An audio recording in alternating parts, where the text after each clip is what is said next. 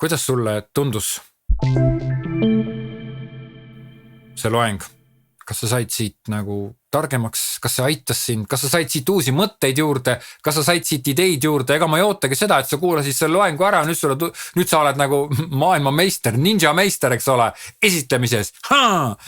Ma ei oota seda mitte kunagi, aga esitlus ongi teekond. Ma käisin mõned aastad tagasi lauluõpetaja juures, sellepärast, et ma tahtsin seda laulu õpetada, selle asja nimi oli hääle seade vist, jah. Ma tahtsin õppida ühte laulu laulma enda jaoks lihtsalt, eks ole. Ja minu üllatuseks ei olnudki niimoodi, et sa lähed laulutundi ja siis muudkui laulad seal, lõõritad, eks ole. Alguses kuni lõpuni, ei. 1/4 vist on laulmine. See põhiasi ei olegi see laulmine, vaid see rääkimine. Sellepärast, et kuidas sa hakkad valmistuma laulmiseks, kuidas sa suu lahti teed, mida sa seejuures tunned, kuidas on see lavale tulek, mis see esimene noot tähendab. Kuidas see esimene noot tuleb? Kui sa laulu keskel kusagil eksisid, pole hullu. Aga kui sa esimese noodi mööda paned või laulad selle kuidagi niimoodi, no ma siis hakkan laulma, et siis esimene noot on kõik, sa pead ennast nagu kehtestama, defineerima selle esimese noodiga. Ja see ongi rääkimine, see on jutu vormis info edastamine vastavalt kogemustele, sellepärast, et mina olen kusagil ligi 25 aastat reklaamiagentuurides töötanud, neid esitusi erinevates vormides olen nagu päris palju läbi käinud ja ma pean tunnistama, et kui ma alguses nagu alustasin seda oma sellist reklaamiagentuuri suurt karjääri, siis mingisugune siuke kliendipäev oli kusagil vist seal kontuur oli agentuur ja kliendipäev oli ja ma ei mäleta, kus see toimus, igal juhul mina oma esitusega sain juba, see oli mul üks esimesi esitlusi üldse, kui ma midagi esinesin millegiga, siis sain peaaegu lõpuni ja loomulikult meeretu närv sees ja peaaegu lõpuni ja siis ei tea, mis juhtus ja mul jäi plaat kordama. Midagi teha ei saa. Ütled jälle selle sama lause ja ei tule meelde. Ütled nagu uuesti selle sama lause, et siis tuleb see ja nii piinlik oli, nii siuke tunne oli, et kuidas need inimesed küll naeravad minu üle ja ma ei lähe enam mitte kunagi esinema, siis tegelikult absoluutne jama. Täiesti ilma asjata põdesin, kõik läks tegelikult väga hästi, lihtsalt see lõpp nagu takerdus natukene. Aga see ongi see, et kuidas sa ise tunned, kui läks halvasti, siis see ei näita mitte midagi. Sa oled maailma kõige parim esineja, sest et teist sind ei ole olemas. Ja sa oledki unikaalne, sa oled huvitav, sa oled eriline ja sa oskad oma ideed alati nagu väga hästi esitleda. Ja ei ole mõtet endale nagu tuhka pähe raputada, kui ka läks halvasti. Ja kui läks hästi, siis sa pead sealt võtma täpselt analüüsima need kohad, mis on need põhjused, kuidas sul nagu läks hästi. Ja kuidas seda nagu täpselt vormistada ja kuidas tulevikus veelgi parem olla, kuidas teha tööd tõhusamalt, kuidas teha tööd kiiremini. Nüüd siin selles pikas kursuses nende loengute jooksul ma tõin väga pika ja keerulise teekonna, kuidas kokku panna esitlust, millised on need slaidid, kuidas seda esitlust läbi viia, kuidas seda kõike teha. Tegelikult ma rääkisin just ühe inimesega, kes peaaegu igapäevaselt teeb esitlusi reklaamiagentuuris ja klientidele esitleb ja siis ta ütles mulle alguses niimoodi, et ma rääkisin talle et siuke esitluskava ja siis ta ütles, tõesti mõttetu, et sa ei jõua, sul on nii kiire, sa ei jõua iga kord seda esitluskava nagu ju teha. Siis tegelikult me rääkisime edasi ja ta ütles, et jõudsime sinnani, et aga tegelikult jah, tema seda enam ei tee, aga tegelikult ta teeb kõik vastavalt sellele esitluskavale. Ehk siis see pikk alguse nii-öelda meetod, kuidas alguses asju teha ongi pikem ja ta on pikem selle jaoks, et kui sa oled juba vilunum, kui sa harjud asju tegema, sa pääsed sellest esitluskavast, kõik juba, näiteks ka tiim õpib koos töötama, kõik juba teavad ise, mida ja kuidas teha. Aga selle jaoks tuleb alguses harjutada niimoodi punkti haaval kõik nagu läbi rääkida, läbi proovida. Võib-olla sa isegi oskad esitlusega esineda sedasi, et sul ei ole vaja selleks harjutada, aga alguses on kindlasti vaja harjutada. Ja kui ütleme, sul on teema täiesti selge, siis jah, võib-olla tõesti sa võid une pealt rääkida. Aga kui sa võib-olla esitluses, esinemises ei tunne ennast nii hästi, esitlus samamoodi sa ei tunne ennast hästi, siis ma täiesti kindlasti soovitan esitleda ja salvestada. sellepärast, et salvestamises on alati mingisugune siuke maagiline koht, et sa ikkagi oled sunnitud ennast hoidma nagu pingul.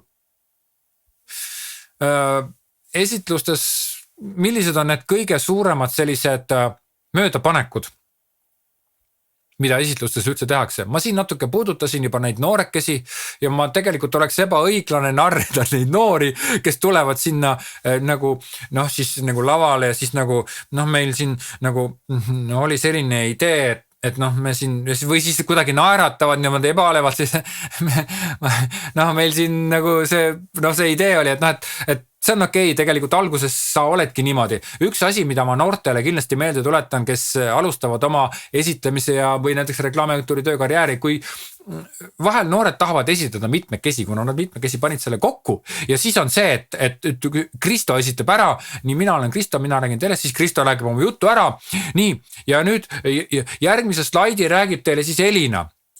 Elina, sinu kord, tule siit. Et siis tekib mingi siuke umbes, kuule, räägi see, okei, ma räägin. Et siis tekib mingi siuke meeletu soss, mingi sosistamine ja siuke, eriti kui te mitmekesi räägite, siis harjutage koos rääkima niimoodi, nagu räägivad hommiku televisiooni saatejuhid. Hommiku televisiooni saatejuhtimine on tegelikult jube raske ja vaadake, kui hästi need saatejuhid omavahel kokku klapivad. Kuidas neil jutt jookseb uskumatu, üks räägib, temalt võtab poolelt sõnalt üle, teine räägib edasi ja jälle tema räägib edasi. See käib nii hästi, seda samasugust efekti peab taotlema, selleni peab püüdlema. See on midagi, mis oleks ideaal, see ei tule kohe välja, aga seda saab harjutada, nii et eriti kui te mitmekesi esitate, harjutage sellega, et mingisugust üleminekut ei ole. Siis kui teine tuleb juba lavale ja hakkab ise nagu edasi rääkima või siis tõuseb püsti, siis ta peab juba seal olema ja sõnast kohe nii. Ja mina räägin teile siis edasi sellest, eks ole. Esimesed esitlused, mis sa kokku paned või te tiimis kokku panete, siis need tulevadki raskelt. Ja ütleme, et see kujundus ja see kõik, iga kujundus nõuab alati nagu harjumist. Tulevikus on juba niimoodi, et esitluse tegemine hakkab juba sel hetkel pihta, kui ideed teha.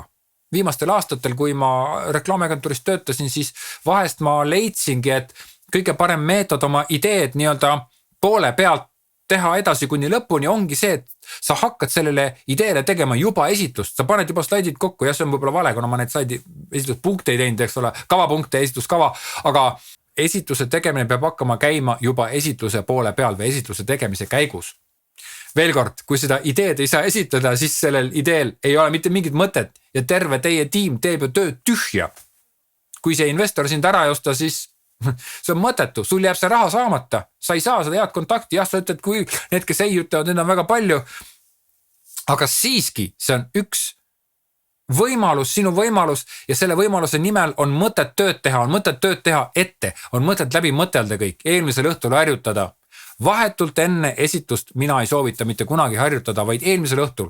Sellepärast millegipärast inimesega magades toimuvad sellised une ajal mingisugused siuksed maagilised protsessid ja kuidagi see asi millegipärast saab nagu selgemaks. Ma olen seda mitu korda tähele pannud ja ma soovitan ka sulle seda, et eelmisel õhtul harjuta see läbi, järgmisel päeval sa isegi ei pea selle peale mõtlema, lähed esinema ja esinemine tuleb palju paremini välja ja idee ettekandmine, idee maha müümine tuleb tunduvalt paremini välja. Võtame selle esitluse teema siis kokku. Kuidas oma ideed siis müüa? Kõigepealt see on strateegiline käik. Idee müümine on täiesti ja esitlemine on strateegiline. Sa pead kõik kokku siduma, sa pead vastavalt statistikat käsitlema, vastavalt leidma õiged faktid, seda probleemistikku käsitlema vastavas võtmes, siis idee peab olema nagu ette kantud niimoodi, et see idee peab olema kõige võimsam ja kõige tugevam asi. Üks asi, mida ma võib-olla ei maininud alguses, on see, et kui sul on selline idee, mis on hästi kompleksne, seal on väga palju kohti ja ka lihtsamate ideede puhul ma soovitan alati ideele panna nimi. Pane sellele ideele nimi, sellepärast, et kui see inimene, kellele sina tutvustad, pead seda ideed maha müüma kellegile, siis ta ütleb, et see oli see idee, kus nad noored rääkisid sellest, et millest kolmandat. Palju lihtsam on temal meelest pidada seda ideed niimoodi, et sellel ideel on nimi. Näiteks idee nimi on Karmauh. ütleme, et see on kassitoidu kampaania ja kassitoidu kampaania nimi on Karmauh. See võib olla kas või töönimi või ajutine nimi, vahet pole. Aga see Karmauh, see võib olla ka sloogan, eks ole, Karmauh, ma ei tea, mis see tähendab, siis võib-olla ta kass jupab Karmauh näiteks toidukausi juurde ja hakkab toitu sööma Karmauh, eks ole. Vahet pole, igal juhul, aga tunduvalt lihtsam on seda ideed ju meeles pidada, kui see on see Karmauh idee. Esitluse koostamisel kindlasti pea kinni esitluskavast, eriti siis, kui sa teed seda tiimis seda tööd. Siis on hea töid laiali jagada, siis on hea tööd planeerida ja esitluskava lubab sul ka vaadata nagu strateegiliselt, et kas kõik punktid saavad ikka õigete kohtade peale, kas sa saad lõpus, kas sa saad alguses midagi sellist ütelda, mis võib-olla ei olegi nii väga oluline, aga see hakkab nagu tähtsust rolli mängima alles lõpus. Sa saad ka niimoodi läbi planeerida selle ja kui sinu esitlus on läbi mõeldud, see mõjub väga tugevalt ja veenvalt, usu mind. See on väga suur pluss, kui esitlus ise on läbi mõeldud.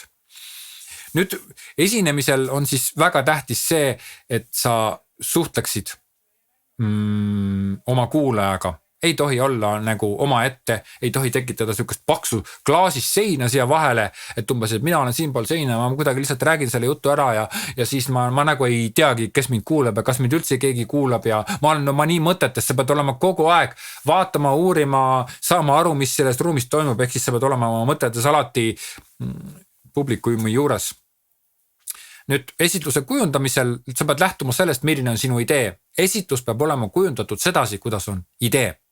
Ja ta peab lähtuma selle idees olevatest tükkidest, võib-olla ideega käivad kaasas ka mingid kujundused, mingid värvid, mingid toonid, mingid asjad, siis esitlus peab kandma kõik seda ühtset, kõik slaidid peavad ühtemoodi olema kujundatud ja ühe võtmega, peab kandma seda ühtset sükest äratuntavat joont, mis täpselt selle ideega on äratuntav. Siis lugemiseks soovitan teha natuke rohkem infot panna peale, aga jällegi see layout teha väga selge ja väga selline üldiselt kättesaadav, sellepärast et vahest on niimoodi, et see, kellele sina saadad selle esitluse, see saadab selle esitluse veel omakorda edasi ja see rändab väga mitmete ja väga erinevate inimeste kätte, sest sa ei kontrolli seda PDF-faili. Ta küll lubas, et ta ei saada seda kellelegi, aga tegelikult ta saadab. Ja siis see esitlus räägib igal pool sinu eest, niimoodi, et ära unusta oma firma või enda nime sinna esitluse peale panemast igale slaidile kas või näiteks. See on väga oluline. Esinemisel pead siis,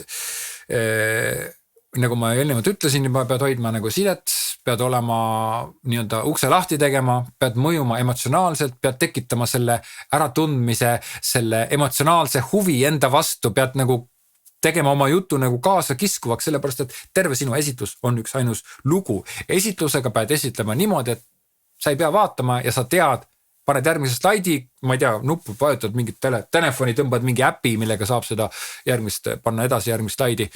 Ja sa paned järgmise slaidi edasi ja sa ei peagi vaatama, sa tead, mis tuleb, ehk siis esitlus sujub kogu aeg. Esitlusega koostöö on ikkagi niimoodi, et esitlus on sinu abimees, mitte sina ei ole esitluse abimees. Ja kuulajatele mõjumisel on hästi oluline see, et sa valmistaksid ennast ette. Et sa valmistaksid ette nagu mingisugused arvandmed, et sa valmistaksid ette mingisugused siuksed seigad, et sa teaksid seda valdkonda võib-olla natuke täpsemini, et sa oleksid kursis selle sama kampaania eelmiste kampaaniatega, et sa oleksid kursis selle sama ettevõtte mingite teiste tegemistega ja ka selle ettevõtte konkurentidega, et sa oleksid kursis näiteks investoritel müümisel analoogsete teiste ideedega maailmas, kas need osteti ära, kas need tehti ära, kas praegu töötatakse välja midagi sellist, et sa oled kõige sellega kursis ja muidugi on väga kasulik õppida selgeks ka nii-öelda daatumid, numbrid, mingisugused nimed, linnad, geograafilised kohad või siis mingisugused, ma ei tea, mis settingud, asjad, mis seda valdkonda puudutavad, sellepärast, et sul võib minna jutu käigus vaja puistada fakte, et sa mõjuksid usaldusväärselt usutavalt. Kuulajatele veel kord mõjumiseks on vaja nendega lihtsalt suhelda, seda olen ma siin selle jutu jooksul juba mitu korda ütelnud ja seda ma ei saa ka nagu kuidagi alatähtsustada. Et me räägime küll idee müümisest, aga tegelikult hästi oluline on see, et sa kogu aeg hoiad seda esitlust oma kontrolli all. Ma loodan, et sa õppisid siit midagi, ma loodan, et sa said siit targemaks ja mis kõige tähtsam, ma loodan ka seda, et sa saad neid samu tarkusi kasutada. Ja loomulikult pane siia sellele kursusele ka siis tagasiside, sealt kursuse lehelt leiad selle koha, kus sa saad tagasisidet anda. Ja kui sa tahad midagi küsida minu käest, siis alati võib minuga ühendust võtta. Sa võid mulle Facebookis või kirjateel või ükstapuha kus kohas sa leiad mind ülesse ja võid küsida täiendavaid küsimusi ja ma vastan sellele hea meelega.